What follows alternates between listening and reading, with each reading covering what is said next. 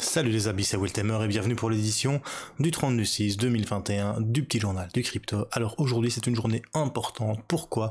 Car c'est la clôture du semestre, enfin d'un trimestre mais aussi du semestre, c'est la fin de la moitié de l'année et le Bitcoin est à 34 257 $. On a un market cap global qui perd 13,61% aujourd'hui, c'est normal, ça va être les vacances, un maximum d'opérateurs vendent pour prendre des bénéfices et profiter au mois de juillet et au mois d'août. On a le Bitcoin qui perd quand même 5,90%, Ethereum qui est toujours au-dessus des 2000 $, il perd que 4,94%. C'est sur 7 jours, il gagne quand même 7,21%, c'est à noter. On a le Tether en troisième position, on a le Binance Coin qui perd 7,59%, Cardano, la petite banque de mon cœur, elle est à 1,32, elle perd 5,95 mais elle gagne toujours 6,05 sur 7 jours. On a le Dogecoin qui perd 9,15%, on a le petit Ripple de Jean-Pierre Riffard qui te perd 7,91%, mais tu vois aussi qu'il est toujours à 6,15% sur 7 jours, donc ça va. Par contre, t'as le Polkadot de Magicware qui te prend à 9,33% à 15,40$, ça fait mal. Alors est-ce qu'on a les top gagneurs aujourd'hui pour les crypto-monnaies? On a le Wave qui te fait 9,22% à 16,73$. On a le Matterman qui nous fait 8,31% à 9,67$, et le Unus Leo 2,61% à 2,43$, suivi d'une flopée de stablecoin. Et oui, c'est normal, les opérateurs vendent pour partir sereins en vacances, ils clôturent leurs ordres, et une fois n'est pas coutume, je vais juste vous montrer un petit truc. Donc voilà. Pourquoi est-ce qu'ils vendent généralement les opérateurs? Eh bien, tu vas en 2021, hop, au mois de janvier 2021, voilà. Et au final, si le Bitcoin a quand même monté de 22% par rapport au mois de janvier, et s'ils ont vendu au top, ils ont fait 126% en 6 mois. Mais voilà, en 6 mois, sur le long terme, en fait, le Bitcoin a quand même gagné 22%. Donc bien évidemment que les opérateurs, eh bien, ils en profitent un maximum et ils vendent. On voit quand même qu'il y a la semaine dernière cette bougie-ci en daily, en weekly pardon, qui est un marteau qui annonce quand même une reprise normalement sur le marché des crypto-monnaies et sur le Bitcoin. Maintenant, on verra bien ça dans l'analyse technique tout à l'heure que je vous proposerai. Ce qui est bien aussi, c'est que sur du weekly, à la moyenne mobile 50 périodes, qui a tenu bon pour le moment. Une fois, elle a tenu bon une deuxième fois, même si elle a été un peu percée, mais elle a tenu bon. Et tout à l'heure, on regardera l'analyse technique en daily et sur du H4. Allez, c'est parti, générique.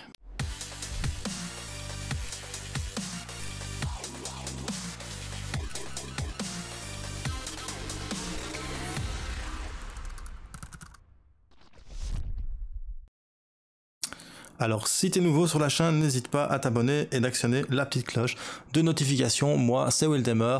Chaque jour, je fais un petit journal du crypto où je décrypte quelques articles que j'ai sélectionnés dans le petit journal. Tu peux aussi nous rejoindre sur Culture Crypto FR, Twitter, tu as tous les liens qui se trouvent en description. Allez, on commence les petites annonces, enfin les petites news. La première news du jour, c'est Taïwan qui va introduire de nouvelles règles de anti-money laundering. Donc ça, c'est anti-money laundering, le AML, donc anti-blanchiment d'argent pour les échanges crypto à partir de ce 1er juillet.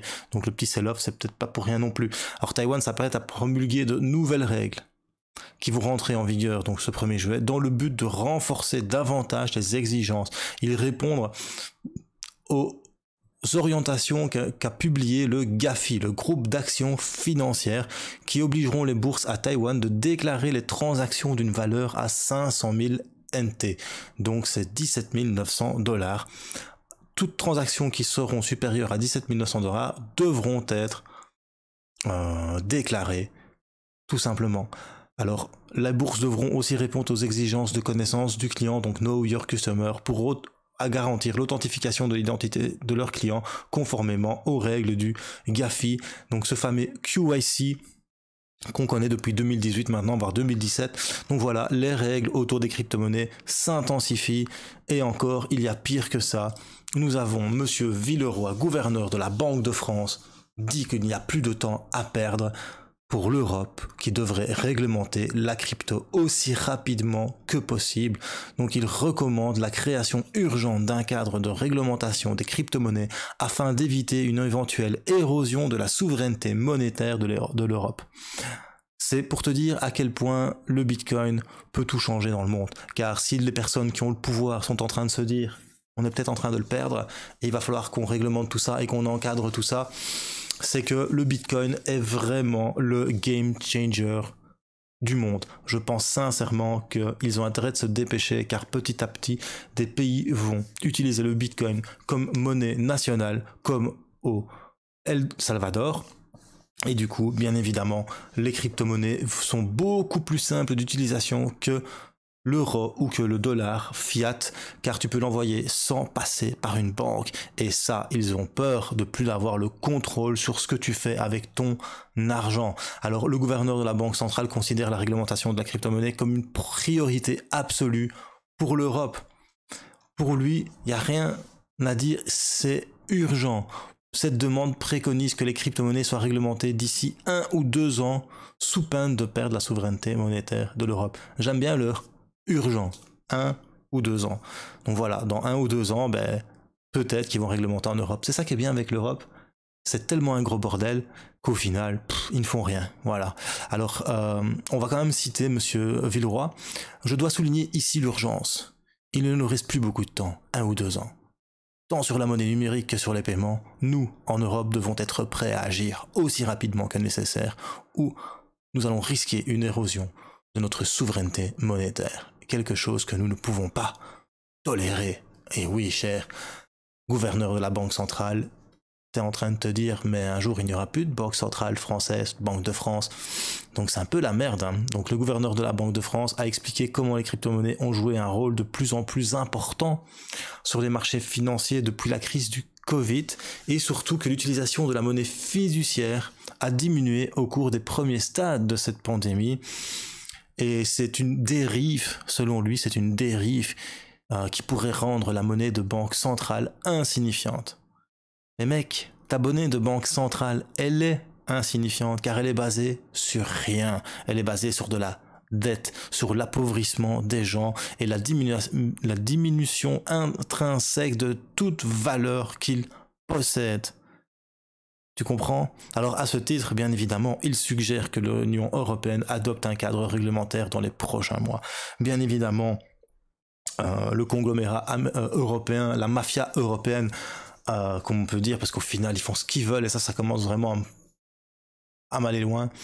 Bien évidemment qu'ils vont légiférer contre les crypto-monnaies, il faut bien se le dire, les gars. Il y a l'Angleterre qui a commencé, il y a d'autres pays qui ont commencé, la Chine qui est en train de faire une répression très importante sur les crypto-monnaies. Je vous le dis depuis 2016, le Bitcoin c'est la liberté, et la liberté ils ne veulent pas qu'on en ait, ils veulent que nous soyons des braves petits moutons à qui on prend la laine pour faire des bons petits peuls, pour leur revendre à ces petits moutons parce qu'on leur a enlevé de la laine, si tu vois ce que je veux dire. Donc voilà, je pense vraiment qu'ils sont en train de se rendre compte que Satoshi Nakamoto a ouvert la boîte de Pandore et ce qu'il y avait dans la boîte de Pandore c'était le Bitcoin, et je pense que le Bitcoin va renverser beaucoup de choses. Je pense vraiment que le Bitcoin, j'espère, dans les 20, 30, 40 années à venir, va rendre la liberté financière aux gens. C'est ça qui est important. On doit se passer de ce système qui nous ponctionne, qui profite de l'humain pour une poignée de dirigeants et une poignée de personnes qui se la coulent douce grâce à nous. Car nous sommes des esclaves modernes. Bien évidemment, nous voulons un iPhone, bien évidemment, nous voulons une voiture, bien évidemment, il nous faut une TV, il nous faut une PlayStation, il faut ça, il faut ça, il faut ça, mais pour ça, il faut payer, mon gars. Et pour payer, il faut que tu donnes ta sueur, la sueur de ton front. Il faut que tu brades ta vie, car sur Terre, la seule chose qui existe et dont tu es certain, c'est le temps qu'on te donne ici-bas, tout simplement. C'est le temps que tu as génétiquement dans ton code à toi, le tien. Tu as un certain nombre de temps accordé à vivre sur Terre. Après, qu'il y ait après ou qu'il n'y ait pas après, tout ce qui importe, c'est que dans le présent, tu as un certain laps de temps à passer ici. Et tu es enchaîné à cette vie moderne où tu dois travailler pour vivre. C'est pas normal. C'est pas naturel. Bien évidemment, c'est comme ça, on sait rien y faire. Mais à côté de ça, on diminue la valeur de tes avoirs en imprimant de plus en plus de monnaie et de billets. Du coup, toute la valeur que tu as gagnée que tu vas gagner tout au long de ta vie pour profiter après, une fois que tu seras à la retraite, tu sais, quand t'es crevé et que t'es mort et qu'au final il te reste plus 5 ans à profiter et qu'au final tu vas clamser et tu auras travaillé pour engraisser d'autres personnes, eh bien tout ce que tu auras économisé ne vaudra même pas la moitié en valeur, je te précise bien en valeur, pas en unité, mais en valeur, ce que ça représente, ça vaudra même pas la moitié de ce que ça valait à la base. Eh bien, le Bitcoin, c'est tout le contraire. Le Bitcoin, c'est quelque chose de fini. Le Bitcoin, c'est quelque chose, une sauvegarde de valeur, car il y en a un nombre fini. Il y a plus en plus de personnes qui en veulent. Offre, demande. Le prix ne peut qu'exploser. Donc, si tu mets tes économies dans le Bitcoin, tu ne peux que gagner en valeur. Et c'est ça qu'ils ne veulent pas. Ils veulent que nous restons de braves petits moutons à travailler pour eux, pour qu'ils nous enlèvent notre laine, qu'ils nous le tissent et qu'ils nous le revendent plus cher après. Alors qu'à la base, on avait de la laine. Est-ce qu'on avait vraiment besoin de racheter un pull? Je ne sais pas. Allez, après ça, on apprend que un membre du Congrès américain, Brad Sherman, affirme qu'il préférerait laisser les gens acheter des billets de loterie plutôt que des crypto-monnaies. Pour lui, il faut arrêter les crypto-monnaies. C'est lors d'une audience du 30 juin organisée par le comité de surveillance des services financiers de la Chambre que le représentant Brad Sherman a qualifié les crypto-monnaies de très volatiles. Il pense que les crypto-monnaies ne conviennent que pour contourner les directives Know Your Customer, donc les KYC, et échapper aux taxes. C'est pourquoi elles devraient être fermées, coupées, arrêtées, tout ce que tu veux. Mais voilà, les gouvernements de papy, quand tu vois sa tête, t'as compris, le mec, il fait partie de l'ancien monde. Je suis sûr que déjà www.quelquechose.com, il ne sait même pas ce que c'est. Il utilise même pas internet, ce mec. À mon avis, il achète encore le Playboy pour se tirer le jonc. Donc voilà, il connaît pas YouPorn, si tu vois ce que je veux dire. C'est le genre de mec, tu vois sa tête, t'as compris quoi. Ton monde, il est mort, mon gars. Ton monde, il est écroulé. Tout simplement. Alors dire qu'il faut arrêter les crypto-monnaies, mais c'est toi qu'il faut arrêter, parce que d'ici 5 ans, t'auras fait un arrêt cardiaque. Et tu ne seras même pas là pour voir l'essor du Bitcoin et des crypto-monnaies. Donc s'il te plaît, à la place de dire des conneries pareilles, juste tais-toi. Après ça, on apprend que toutes les principales fermes minières de Bitcoin viennent d'être fermées dans la province chinoise du Yunnan. La Chine ne déconne pas, déclare Kevin Zhang de Foundry. Le vice-président de la société minière des crypto-monnaies, Foundry, affirme que toutes les fermes minières Bitcoin ont été fermées dans le Yunnan, la province la plus au sud de la Chine. Il cite une source anonyme. Selon Zhang, le gouvernement intensifie sa pression à l'aube du 100e anniversaire du Parti communiste chinois qui sera célébré le 1er juillet et peut-être ils annonceront la nouvelle CBDC. Faut savoir que le Yunnan est connu pour son hydroélectricité abondante et c'était un important centre minier avec le Sichuan. Mais voilà, la Chine a déclaré la guerre au Bitcoin et j'ai l'impression que depuis, il y a beaucoup de pays qui vont la déclarer, cette guerre au Bitcoin, parce que la Chine, elle est, comment dire, une dictature et tout le monde le sait. Par contre, il y a beaucoup de déni de démocratie et de démocratie, de républiques bananières en Europe et dans le monde qui sont des ersatz de dictature, de démocratie et qui ressemblent de plus en plus à des dictatures qui sont en train de se dire on va interdire aussi les crypto-monnaies et petit à petit, insidieusement, ça va arriver, moi je vous le dis, et on va devoir peut-être aller tous vivre au Salvador. Alors après ça, bonne nouvelle quand même, on apprend que 650 banques américaines pourront bientôt proposer des achats Bitcoin. Il y a une loi qui est passée. Pourquoi est-ce qu'ils font ça? Parce qu'en fait, ils ont remarqué, elles ont constaté que l'une des plus grandes sorties de liquidité et d'argent des comptes clients ont été transférées vers Coinbase. Et du coup, ils se disent, oui, mais bon, on est en train de perdre de l'argent des clients qui vont vers Coinbase parce que nous, banques, nous n'offrons pas la possibilité à nos clients d'acheter des crypto-monnaies. Conclusion, nous allons offrir à nos clients d'acheter des crypto-monnaies.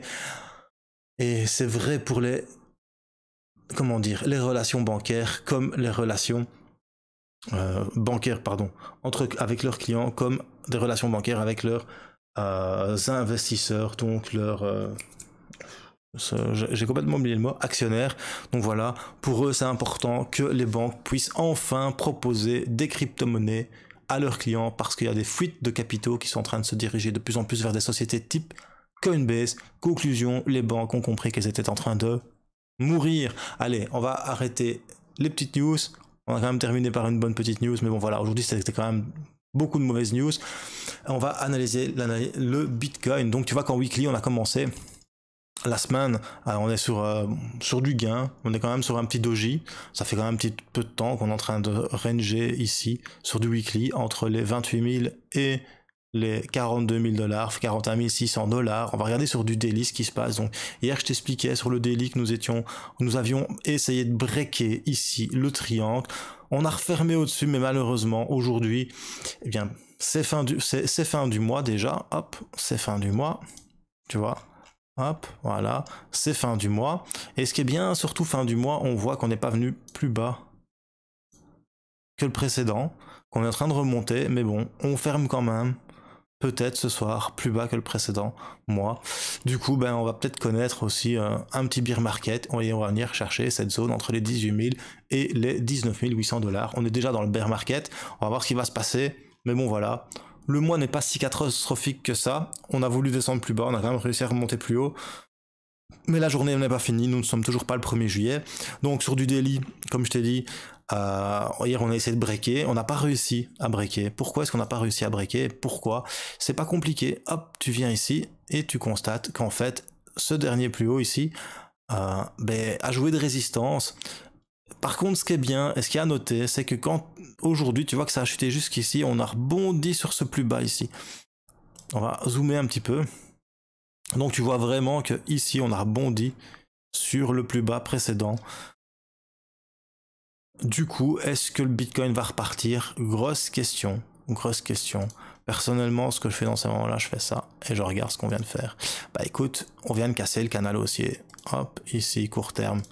Voilà, donc on était sur un canal haussier, on vient de recasser le canal haussier et là maintenant on est en train de créer un canal baissier pour peut-être venir chercher ici un nouveau plus bas, tout simplement.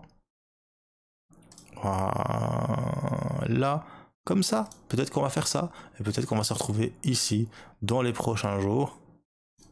Maintenant, ce que je trouve qui est pas mal, c'est qu'on voit que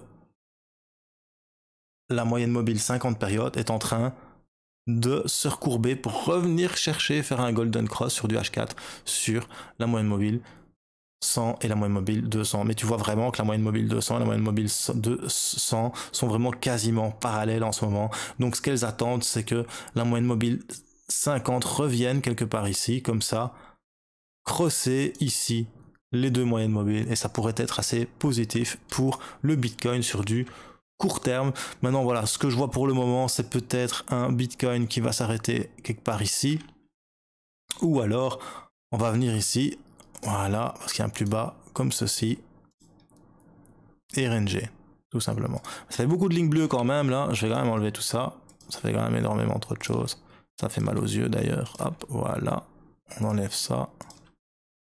Donc voilà, on va voir ce qui va se passer, mais je pense que peut-être nous sommes en train de faire un petit canal baissier. Et on verra bien ce qui va le maintenir ou ce qui va l'invalider. Voilà, c'était Weltemer pour le petit journal du crypto. Si t'as bien aimé, mets un petit pouce bleu. Si t'as pas aimé, mets un petit pouce rouge. Mets des commentaires, partage un max. Et surtout, bro, n'oublie pas, même si un jour ça chute, et même si un jour ça monte, choose life, choose freedom. Et bien évidemment, choose Bitcoin. Peace, mes bro.